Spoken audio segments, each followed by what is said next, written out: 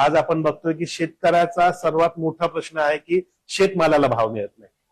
आणि त्याच शेतकऱ्याचा मुलगा आपण बघतो की तो म्हणतो मला उद्योग करायचा किंवा मला नोकरी मिळत नाही. तर आपण काय करतोय, जे शेतमाल आपल्याकडे तयार होतो विविध भागामध्ये विविध, जसं आपण परभणी हिंगोली पट्ट्यामध्ये बघितलं तर हळदीच उत्पादन जास्त आहे, गव्हाचं उत्पादन आहे, सोयाबीनचं उत्पादन आहे. मग त्याला पूरक आपण कुठला उद्योग करू शकतो.